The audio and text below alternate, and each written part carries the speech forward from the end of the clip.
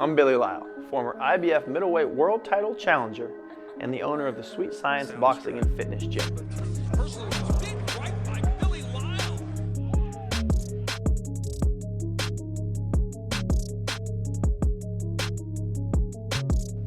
Alright guys, thank you for tuning back into the YouTube channel.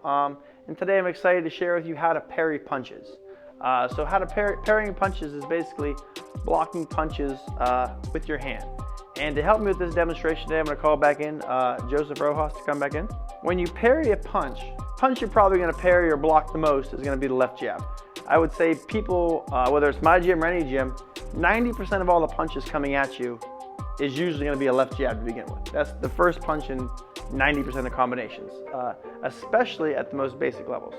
So, to parry the jab, I'm going to have Joseph stand over here, and I'm going to have him just throw some left jabs at me, and I'm going to parry some with my hand, and I'll show you how it's done now. And when he throws left jab, what I'm going to do is I'm simply going to turn my right hand down and pat it down with a little bit of force. So we'll get started. Go ahead.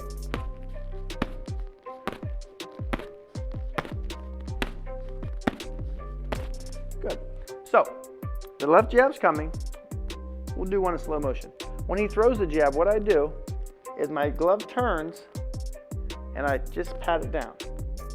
I just throw it off track and I block it. Now, two important things with the parry. When he throws that jab, I don't want to smack it down too hard. Go ahead, do it. I wouldn't want to go like that. Then I'm wide open to get hit in the face, right? So I wouldn't want to smack a jab down like that. Then I'm leaving myself open. Also, throw another one, Joseph. I don't want to go out and meet him with the jab. If I go out and meet him with the jab, I'm wide open around the side and very vulnerable to a left hook. So what I'm doing is I'm letting his punch come to me and I'm just knocking it down. But my hand really doesn't leave my chin. Now at the same time, I have to be firm. If I'm not firm with it, go ahead, Joseph.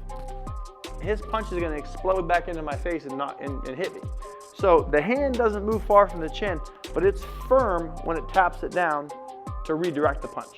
So go ahead and throw some fast jabs at me.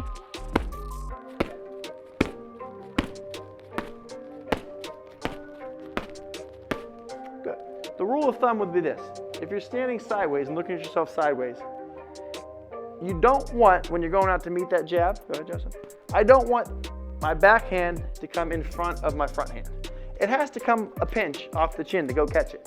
If not, it's just going to hit me.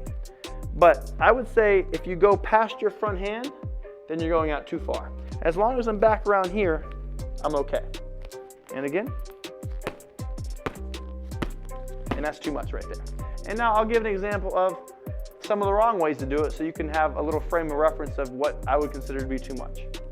Again.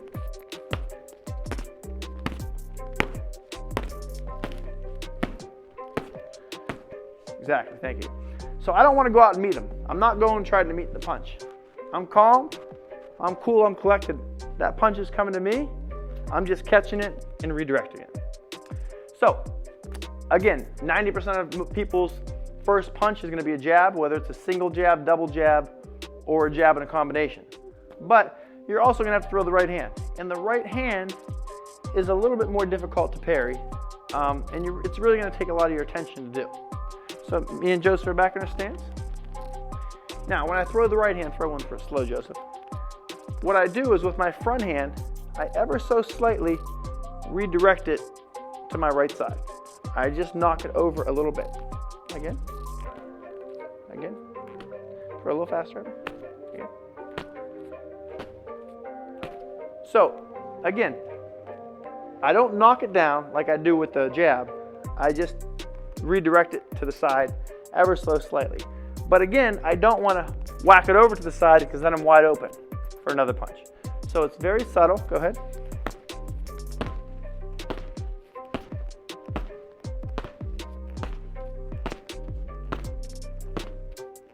Thank you. And again, if you watch, I'm not letting that hand off the chin. When I'm boxing, most of the time, I want those hands close to the chin so I can knock them down. This is my safe zone. I could block, I could roll, I could do anything here. As soon as I start moving the hands, all I'm doing is opening myself up.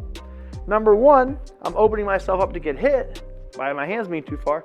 Number two, if I were to block a jab or right hand and bring my arms all the way back out there, I couldn't counter him. I'd have to bring him back to my chin before I hit him.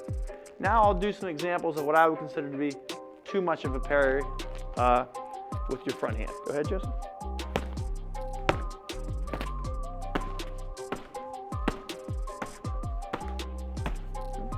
So I'm going out there too far. Right? I'm susceptible to get hit, number one. Number two, if there's an opening and I'm out here, I have to bring my hand all the way back to my chin before I hit him. And number three, I'm susceptible to feints. Go ahead and throw a little feint.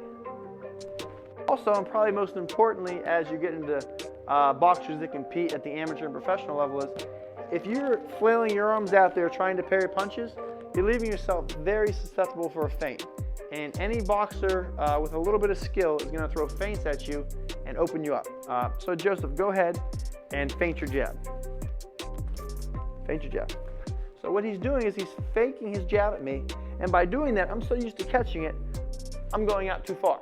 So I'm exposing myself wide open. So if this were a match, Joseph would throw a feint, I open myself up, and I'm open for a number of punches. But if I'm disciplined and keep this hand on my chin and let it come to me, go ahead and throw a feint, I'm okay. I turn my hand like this, but I'm not open, so I'm still in good position. Right? Now go ahead and feint a right hand. See, as he feints that hand, I'm looking for it to come. I'm looking to parry it. I'm just opening myself up. So he throws a little feint and then shoots the right hand at me. So this is the series on parrying punches. Please rewatch it again. Thank you, Joseph, and thank you guys for tuning in, and look forward to talking to you guys again soon.